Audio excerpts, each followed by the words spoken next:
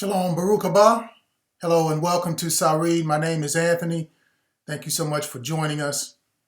If you have not already, please subscribe and hit the little notification bell icon at the bottom so that you don't miss anything. Here at Sarid, we always like to begin by giving all praise, honor, and esteem to Yahuwah Alohiym and to his Ben Adonai Yahushua HaMashiach, who has come along with us on this journey. Hallel Yahuwah, Todah Rebah. So glad for him.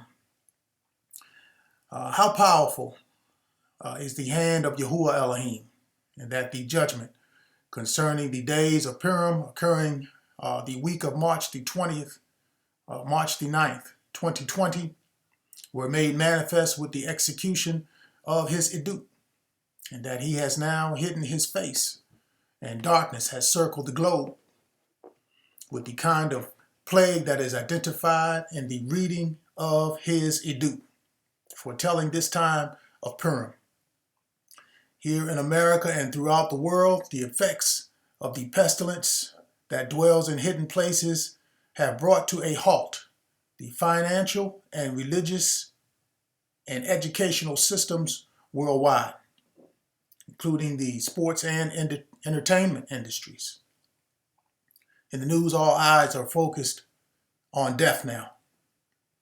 And that's what this witness is all about. Yahuwah will bring attention to himself. And we will come back to the end of the edut. But now we return to the part that is concerning the Pecakh, which some of you know as the Passover, that is to occur in the coming weeks. The year 2020 will definitely be well remembered. If you have not already, I strongly encourage you to pray and begin to identify with the death of Adonai Yahushua HaMashiach for the forgiveness of your sins and receive the favor for his everlasting life. For he speaks and says, if you suffer with him, you will reign with him. Thus it is commanded in the scripture of truth to observe the Pecakh, to do it at the time appointed. In this part of the edut, we will look at how it is played out in the Book of Aster. Again, just one more thing that is not known in the religious circles and their doctrine of this world order. What do we eat on this night? Do we eat chicken? How important is the truth and the testimony? How do we know the truth? And does this edut address that? Well, you've come to the right place, and here we will begin to look at it. And if you have any questions, do not hesitate to email us. I would love to address this. It's the reason why we have put these things up on the screen to help you begin to study. Hopefully it will change the ideology that is in your heart concerning the love of this world order, to repent, stay away from those things. Let's jump right in.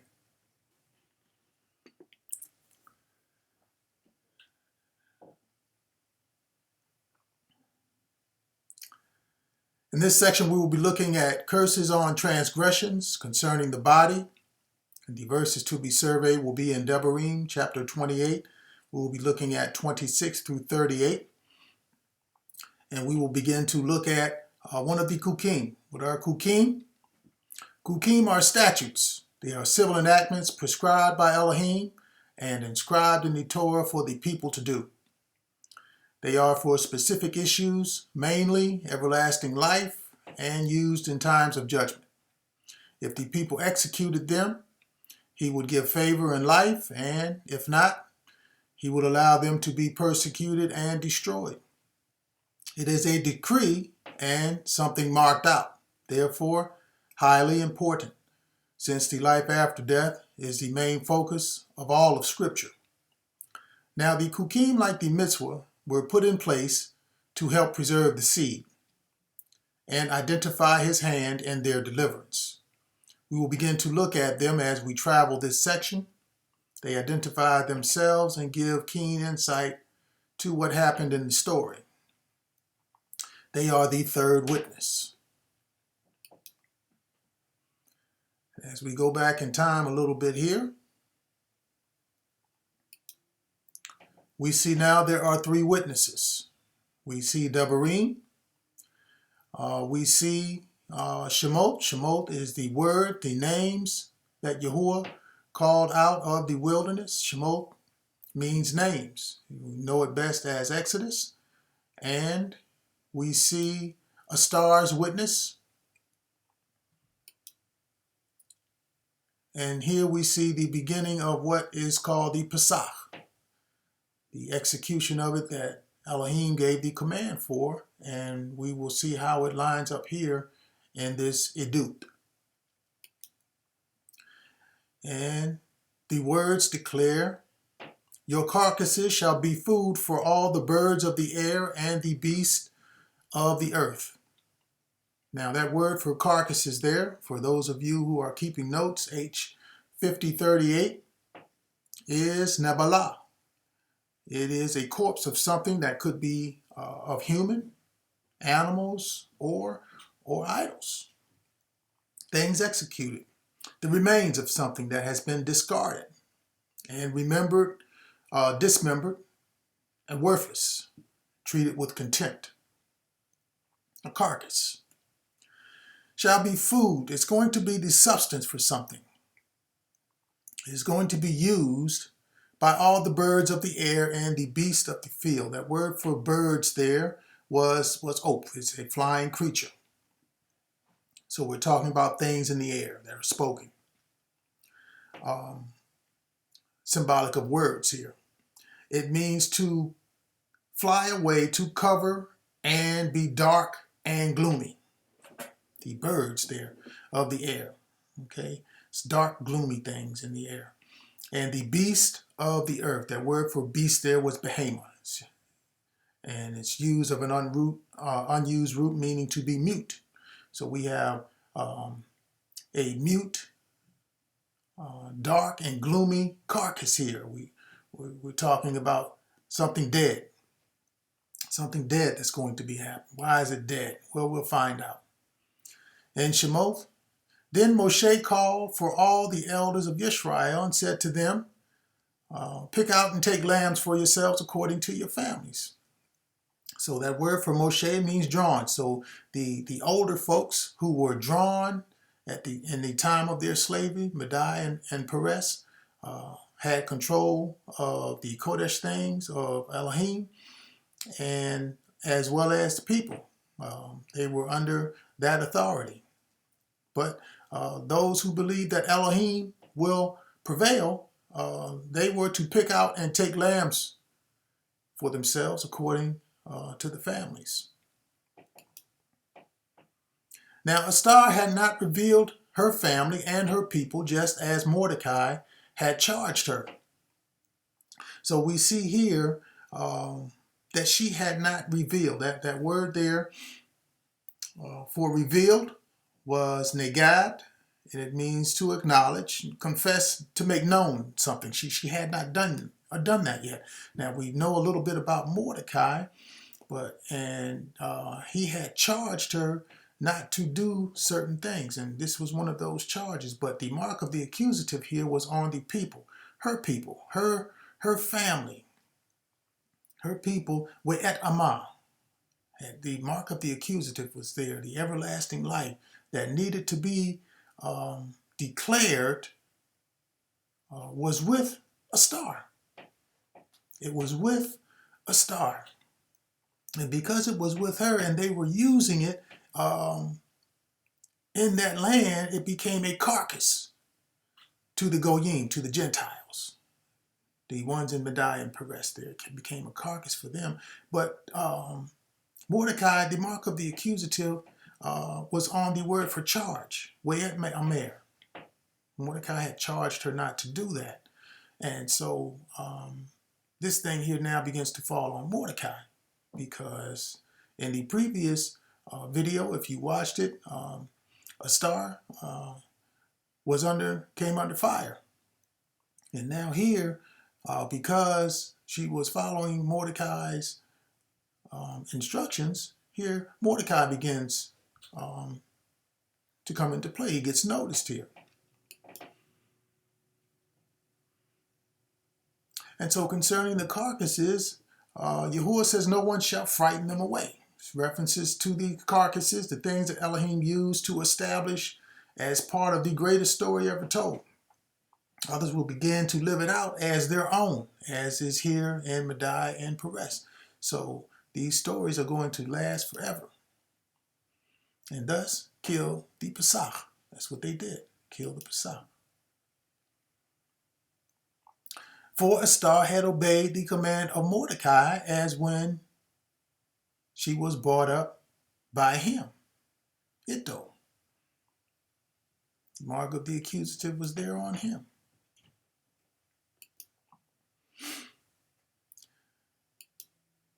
Devarim 28:27.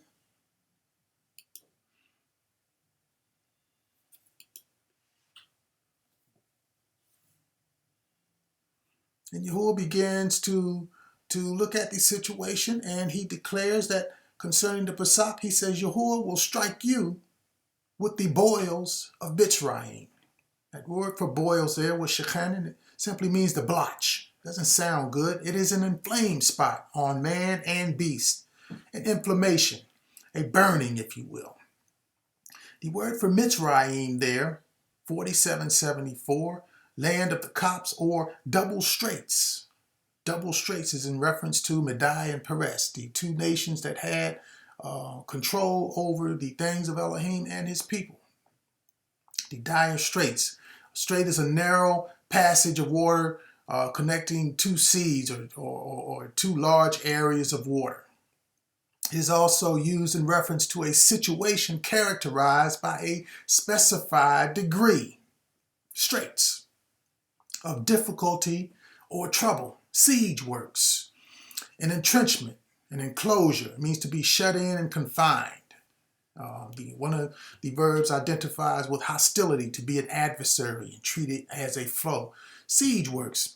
You come under siege if you are taking a stand for the truth, and certain people are out there taking the same stand for what they think is truth that is in actuality a lie, and most of society begins to believe in that lie, and you know it is a truth. And in order to identify with a specific thing, you have to declare it their way, or they don't understand. You know, you're under siege there when you take a stand for the truth. Now you become under siege for righteousness. You know, most people would rather believe a lie, and so therefore you are under siege, and Yah doesn't want you to cave in. So in Shemot he says, you shall take a bunch of hyssop. That word there for bunch was aguda. And aguda means a band or a binding. It's metaphorically used of slavery. So he says, take a bunch of slaves. You know, these are the people who are under siege, under dire straits. He says, take a bunch of hyssop. That word there for hyssop was izop. It was a plant used for medicinal purposes. And the purpose of executing spiritual things, like the Pecakh. Okay, for religious purposes, if you will. Okay, take a bunch of it.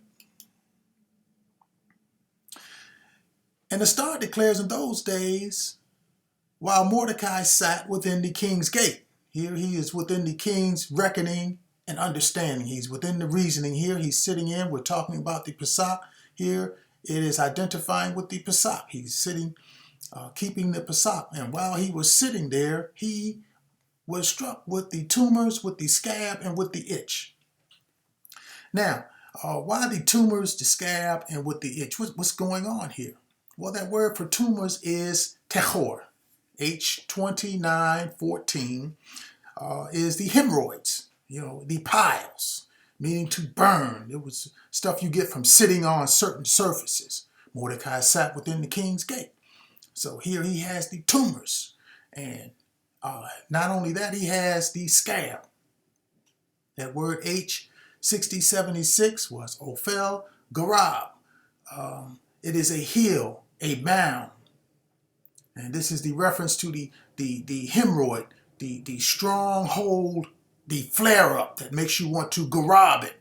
The root means to swell up and be bold and presumptuous and be heedless. This thing is swelling up, and he just grabs it. And but he not only had to grab it, but he did it with the itch. So that word there, H2775, was caress.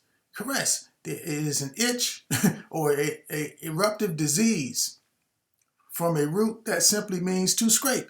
So he had to grab the hemorrhoid and caress it. So he had the piles here.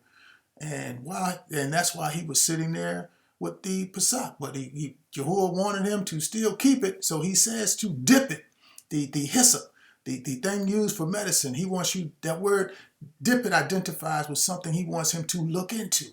So he wants you to look into the blood that is in the basin.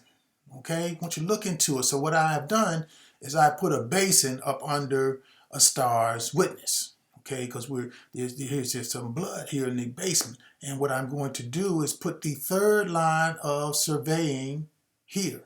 So we have 3, Devarim, Shemot, and a star right here on the screen. Okay, so Yahuwah wants him to take and dip it, to look into what's going on in a star in the blood. That word there for blood is H1818, and it's used figuratively of wine. That was it. And so we look, and when we dip it into a star's witness here, we see this particular one of the eunuchs called Bigthan. And his name simply means in their wine press. So there is some judgment going on here. So we see the word wine for blood is associated with Bigthan. So here's something that is identifying with the blood. Okay? And he wants you to dip it, the blood that is in the basin. The word here for basin, H5592, was saf. It is a spreading out a goblet bowl, which is what I have done here. I have spread out the goblet bowl, but it has a dual meaning in the definition. It is also a threshold and a doorkeeper. So look, he wants you to dip into the doorkeepers in the surveyor line. That word there for doorkeepers is the same word in a star that's used in Shemot. It is saf. It is two words.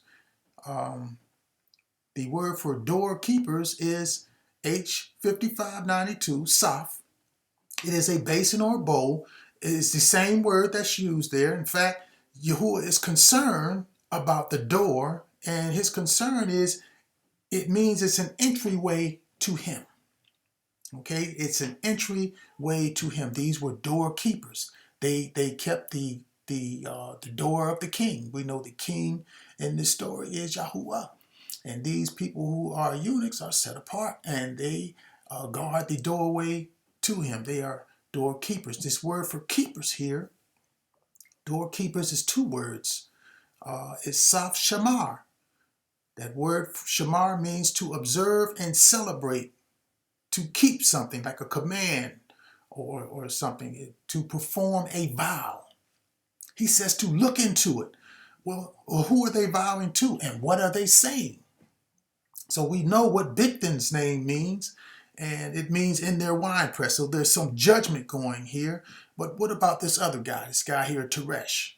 Okay, Teresh, his name simply means strictness. So there is some strictness concerning the blood that's in the basin. And what they are saying concerning the blood is in the basin. We're talking about the Pecakh here. So there's something going on here that Yahuwah wants him to look into. Okay? And he looks into the blood in the basin, and he wants him to strike it. That word there for strike means to be stricken and defeated. To be stricken and defeated. But what are you striking and what are you defeating? Well, he says the lintel. That word there for lintel was mishkot. Mishkot. It's an overhanging of the door, something that's overhanging the door. The verb means to look down on.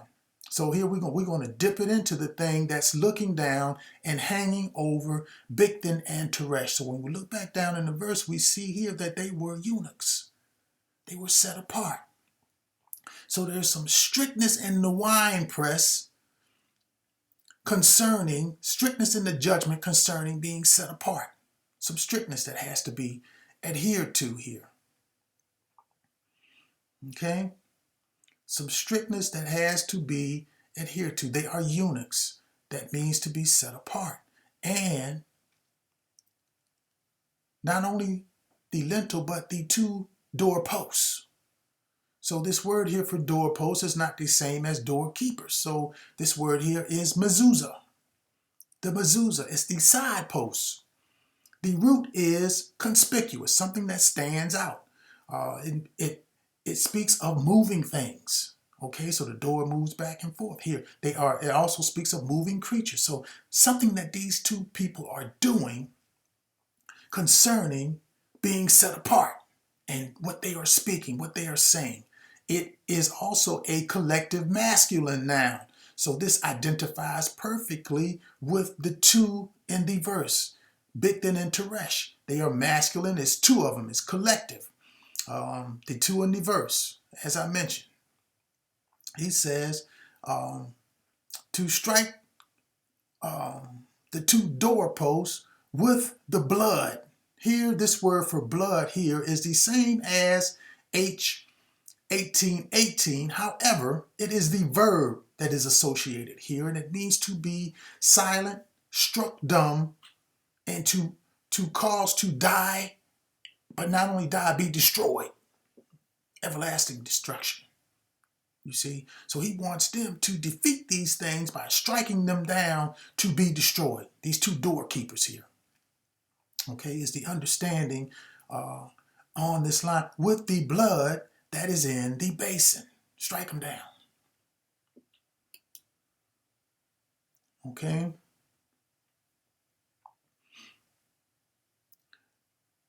Strike them down in a way from which you cannot be healed. From which you cannot be healed. Okay. So here, they are not only destroyed here, but this word here is used figuratively of personal distress and national defects or hurts. It's used in the hurts of nations involving restored favor. Okay, they are under the curse. They are under the curse. Okay, and none of you shall go out of the door of his house until morning. Okay, so here we see the dual meaning here. When you keep in the Pecakh and it tells you not to go out of the house, don't go out of the house. There's some strictness on this judgment that is concerning that. So stay in, just like the command says.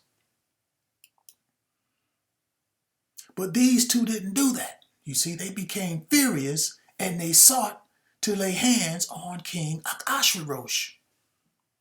Okay, so now they're going out to do something to the king. They're going after the king. All right, to lay hands on him. You can lay hands on him a number of ways. You can lay hands on him physically to hurt him, or you can lay hands on him by pencil whipping him, therefore changing his name and giving his esteem to something else. That's also laying hands on him. If it was in this day and age, they would be texting. You can lay hands on someone that way. They sought after the king.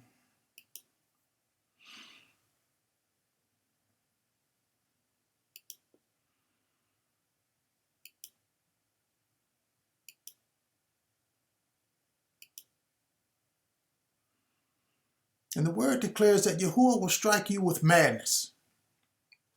And that word simply means anger. For Yahuwah will pass through to strike the mitzri. The mark of the accusative is on the mitzri. And the reason why is because they had an understanding of his word that they were not holding with strictness. And they were in the winepress concerning the judgment on those things. Now, word declares you open the book, you're under the curse. Thus, they have control of that. They become, so he is coming through to strike them. So the matter became known to Mordecai. Became known to Mordecai. He understood it here. He looked into it, checked it out. It was what it was. You know, they were tampering with the word. But Yahuwah strikes him with the blindness. That word there means to be blind, like a film over the eyes. It is the root that identifies here best. It means to be exposed. It means to lay bare, to tell the story, and the one at the Pecakh. So Mordecai here, it becomes known to him, and he lays it out. He exposes it. That's what the verb part of the word for blindness was there. H5783 for those of you who are taking note. And how it's used in this story. And look, and when he sees the blood on the lintel and on the two doorposts, see, he's seeing this stuff here. He told him to check it out, and he's seeing that he is exposing it now.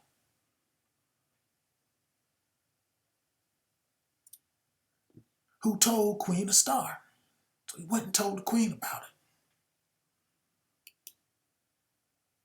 it. Yahuwah declares because of the curse, there's going to be confusion of heart. So this word here for confusion, H8541, tamahum, means astonishment. The verb tamah means to be stunned, to be amazed, to be perplexed, and less easy to understand thereby. It's confused. These are set apart people, and these things are doing, it's hard to believe that they were doing something wrong because it became acceptable, and it's just like, how can this be? They're confusion. People are confused about this thing. And Yahuwah, because they are exposing it, Yahuwah will pass over the door and not allow what is to destroy the everlasting life to come into your houses and strike you. There's some strictness on how you speak concerning the Pecakh.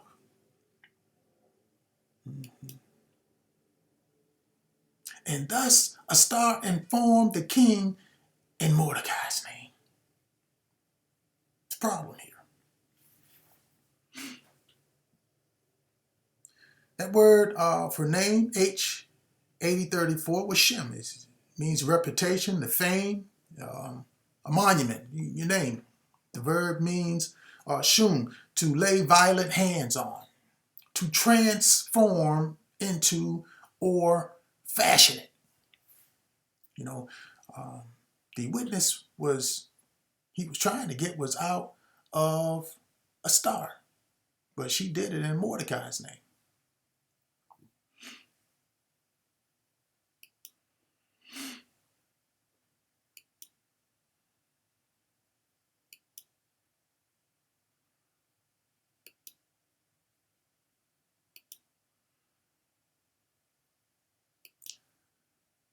Thus, a little bit more of the curse. The word declares, you shall grope at noonday as a blind man gropes in darkness. You shall grope at noonday as a blind man gropes in darkness. The word there for grope means to feel.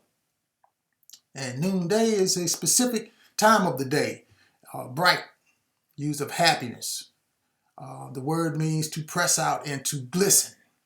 Something that's going on in noonday is going to be done right in your eyes, and you're going to grope at it as a blind man gropes in darkness. He's already blind. That word avhela for darkness is gloominess, calamity, a calamity that is going on here. It's used of wickedness. You're not going to be able to see the wickedness. The evil that is done in darkness will be right out in the open and exposed, and you will see it. They declare this thing right out in noonday, and all the government officials and everybody's in the same boat. So there's some confusion going on here, because all of the people who are thought to be important, the eunuchs and all this, they are led astray there by the people who are under them. Follow that influence. And if you begin to speak differently, no one will identify with you. You're just a small man, on the totem pole, which is what Mordecai's name means. He was a worshiper of Mars. Mars is the smallest planet in the universe, and it means a little man. So, he was small among the eunuchs and people of those types of titles. Okay, you're going to grope that way. That's what that is. And the word declares, and you shall observe this thing. This word for thing, the mark of the accusative was on the thing. That word for thing was debar. It means the words, the saying, the speaking of it, the acts. It means the speaking and the acts of the case. So there is not only some speaking going on here, there is something that's going to be acted out as well.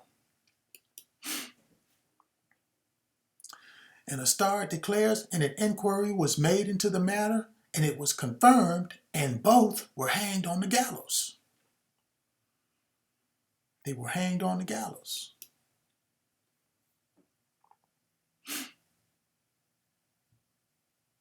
Now, and it was observed in another place as well. Just want to give you an understanding of how this thing is observed. Was observed, and there were 3 witnesses that recorded the 2 robbers that hung at the stake next to another thing that occurred at the time of Pecakh, identified in Matthew chapter 27, verse 27 through 44, and identified in the book of Mark chapter 15, verse 32. As we observe this thing, and we're going to look into this matter and to confirm it, because it is written in the Pecakh. And in the Pecakh, Yahuwah declared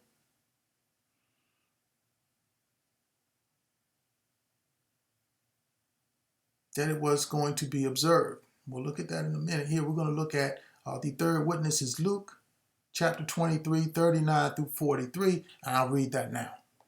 Okay, we're going to read into Luke chapter 23.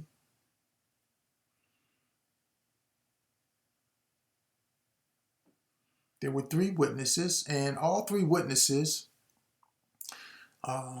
use the word for revile. Use the word for revile, and this is what they said at this stake. And these witnesses, if you are the king, they said, come down from the high place, from the stake. We are talking about the time where Yahushua was executed and hung at the stake. And we are talking about these 2 people that hung next to him and how this relates to that story. And this is what both of them identified with. If you are the king, come down from the high place. Now, what the 2 robbers had to do with Yahushua is found here in the book of Luke specifically. He identifies it.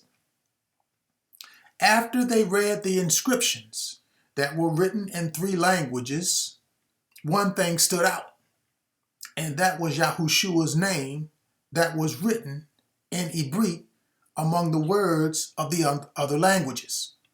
So they were able to identify his name there and call him out, even as they were written in other languages. When they identified him, they wrote it in Hebrew, although the other letters were in the different languages. Then one of the criminals who were hanged blasphemed him. They saw his name up there saying, if you are Hamashiach, they said, save yourself and us. Okay? But the other answering rebuked him, saying, Do you not even fear Alohiym, seeing you are under the same condemnation of being set apart here? The word there for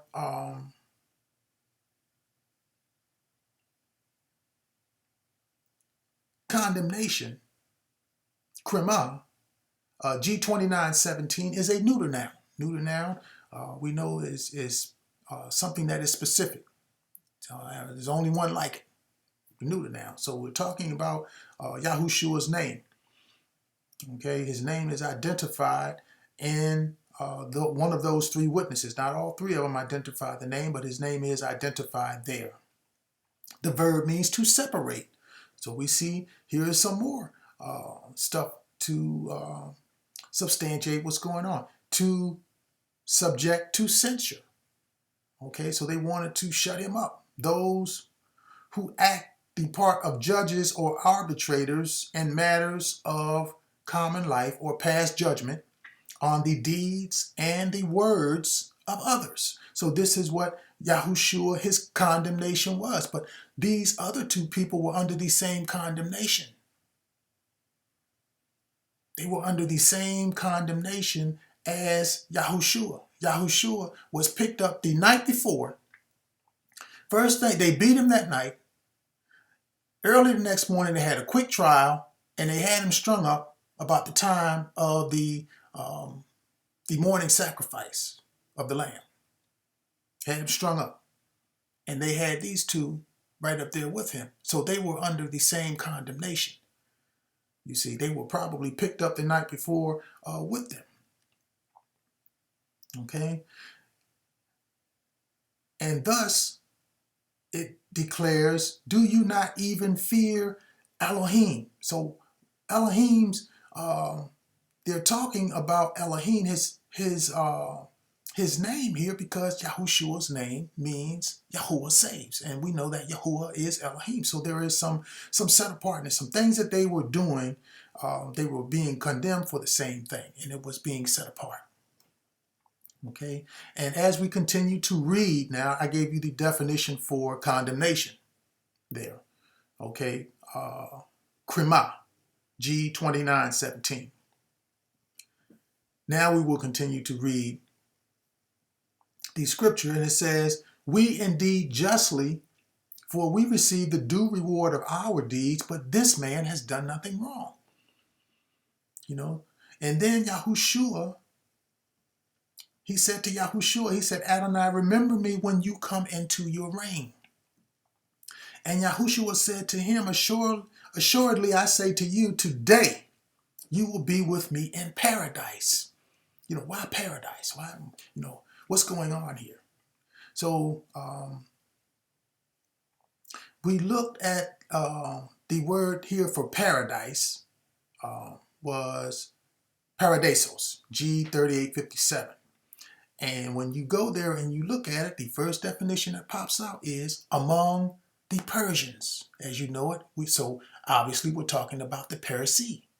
The Parisee. We're talking about this particular time when the people were in that reign. They were under control of that reign. It is among the Parisee. It was a grand enclosure or preserve, hunting ground, well shaded and well watered, which wild animals were kept for the hunt. It was enclosed by walls and furnished with towers for the hunters. A garden. The root is of Oriental origin. So why would Yahushua use that? You know, so here it's not of Greek or Hebrew, you know. So he references this time of Madai and Peres. Why? He's identifying them with the very thing that was written in Shemot. He is identifying them there. What Yahushua was essentially saying was they were going to be a witness in his esteem concerning the Pecakh.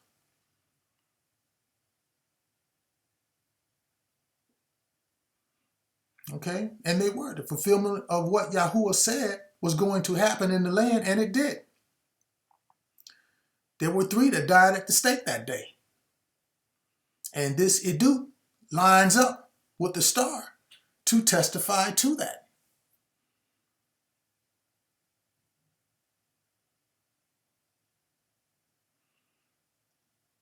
It's also written in the Book of Aster, where he says, he who has an ear, let him hear what the Ruach says to the Edah. The Edah. You know it as the assembly, but it was the Edah. What I'm giving you here is the Edut, the thing that witnessed to what they went through in that time, that was near and dear to the heart of Yahuwah. He says, to him who overcomes, I will give to eat from the tree of life, which is in the midst of the paradise of Alohiym. Okay, so there is something in the midst of this Edut that I am giving that leads to a special place. And it's identified by a special day. So Yahushua identifies that word. He identifies that here. And to look at that word for reviled, I just want to back up for a minute. When the criminals, the word here is the witness, the word for reviled. They reviled him, saying, if you are the king, come down from the state. That word for reviled there was onadizo. And it means to shame, underserved, reproach. It is also a neuter noun. There's nothing like it. So there's only one name here. That word there, the root word simply literally means name in the Greek, onoma. So we're talking about a set apart name. It is used of proper nouns, of persons reckoned up by name. The name is used for everything which the name covers. I'm reading the definition here.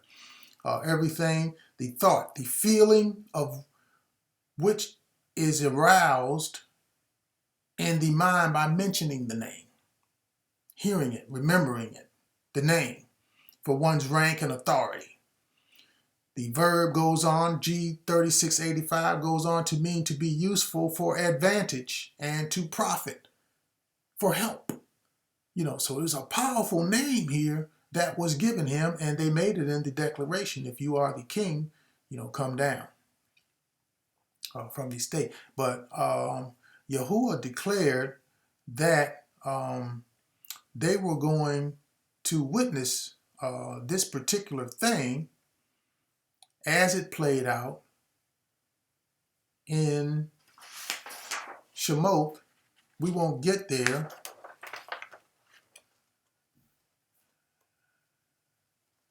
In Shemot chapter 12, the very next verse 25. Very next verse 25 reads, it will come to pass when you come into the land which Yahuwah Alohiym will give you, just as he promised, that you shall keep this service. So what he is talking about coming to pass was not only Yahushua. When you line it up with this Edut, he is talking about those two people that were beside him. How powerful is that? Gives you great insight there. Now the word declares here in a star, because they are currently under the curse, that you shall only be oppressed and plundered continually.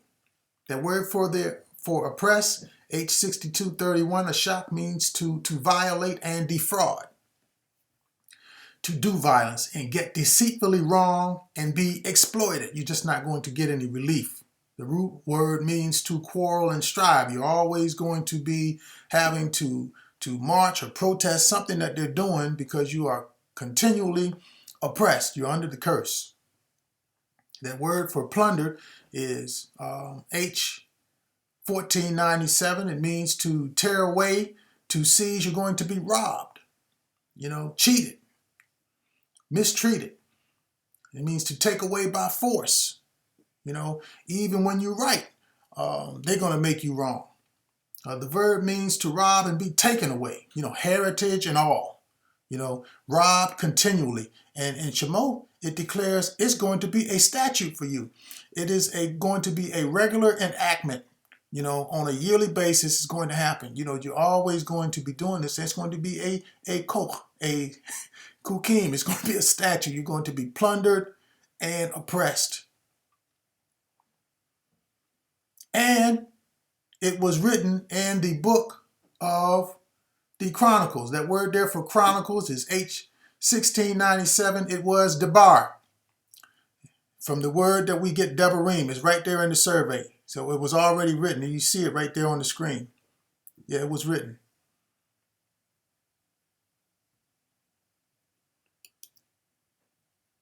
Something else that's fulfilled. And no one shall save you. That word there, Yeshua, means to be liberated and victorious in battle, to save from moral troubles and give victory to. In other words, no credit for what was done by them. And no salvation, because they weren't being set apart. No one shall save you and your sons in the everlasting state forever. In the presence of the King. Have to be set apart. Don't go with the flow. You have to be careful of the religious world order that you live in. Before we move on out of this section, I wanted to identify a little bit with the Pecakh, one of the Kukim. They are excellent times to gather with family and begin to tell the stories in Scripture. This particular night is a very special night. It's a solemn night. And it's a great night to, as I mentioned, gather the family and sit around a meal and tell this particular story. A lot of people have some reserves about it. For a lot of people who are out there in the wilderness, especially you who are calling upon the name of Yahushua HaMashiach, you are the Aleph Tah. The mark of the accusative is on you. And so these things are very important. If you have not been keeping them, by all means consider. And they're very simple. A lot of people think there's a lot of blood and guts associated with it. It's not really the case at all. A lot of the terms that are in the scripture are figurative. And so for the blood in the book of Yahushua, they literally used a red thread. The mark of the accusative was on the thread. And so they probably took some Aleph Tah letters, like the ones that you have on the screen there. You have some of the Paleo Hebrew. You have some in the modern Hebrew. But, the scripture does declare you can take it from the lambs or from the goats. Excellent. And you can just run you a thread around your door or around your window. And, for the lamb, y'all know where we are, and he knows what we're going through. So in the verse where it says, pick out and take lambs for yourself, go down to the local supermarket. Pick out a nice lamb for yourself. See how that works? Get one with no bones. That way you don't have to break any bones. And just get enough to eat to satisfy your hunger for that night. That way you don't have any left over until the morning. And after you eat your supper, well, go to bed. No need to go outside. It's a very simple command. And there's really nothing to it. I particularly wouldn't want to eat things that aren't associated with the meal. Things like chicken. Wouldn't want to eat that because as we can see in the verse here, birds and beasts of the earth are, darkness and mute things that people bring to the table. Eggs. Let me just be clear, this is not Easter. So you don't need to be eating those types of things. To each their own. But Shemotha says, kill the Pecakh. So tell the story of Yahushua and liken it to his death. That way you execute that command. See how easy that was? It's really nothing hard about it. If you're going to eat a meal anyway, why not get some vinegar, have a salad, eat some bitter herbs, sit down with the kids and make up some unleavened bread. Teach them how to make bread. Great things to share with the family. Have a lot of fun with it, and at the same time execute the command. It's not meant to be burdensome. It's a solemn time to sit down with the family and execute these things. And after supper, why not have a glass of wine? Some grape juice.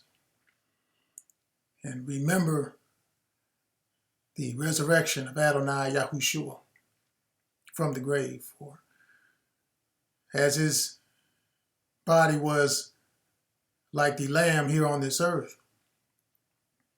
and the bitter herbs were like the bitter sting of death, so the unleavened bread represents the sinless nature of his soul. And the grape juice, or the wine now, represents the blood, the thing that gives life to the body. And so for 7 days, the command was to eat the bread and drink the wine for 7 days. And thus we drank to the perfect will of Yahuwah Alohiym to execute the righteousness of everlasting life through his Ben Adonai Yahushua. It is a most joyous time. Now, the Jews somehow have missed this thing in Torah, that is identified in almost every book, and that they have not received him as Hamashiach. Brings into question who they really are. The Muslims never knew, and thus they're lost, and that they have tainted it. The Christians, on the other hand, have somehow managed to lift out a worship day out of the whole ordeal, called Sunday, that they have managed to deceive the world into believing is a day that should be honored now on a weekly basis. They do not understand the Kukim, and they do not keep it at the appointed time. Neither do they identify with the Pecakh, instead choosing to believe that, somehow a bunny rabbit laid an egg, and thereby further tainting their soul, as if the changing of his name from Adonai Yahushua to some other abomination, was not bad enough. It is ridiculous, and that they somehow have managed to deceive the whole world to believe that perhaps together, they could persuade Yahuwah Alohiym to believe in something that he did not do. Stay away from that type of doctrine. His name is just as important as the execution and the time that was set up to do it. That is why I have chosen to sit down and speak of these things, because they're coming up and they should be recognized. And if you are not doing them, I urge you to please reconsider and seriously, look at these scriptures and let that be your guide. Thank you for watching. Join us for part 2 of the Pecakh, as the word of Yahuwah will address the other pressing issues in the Book of Aster and what happened to the Alohiym. Shalom.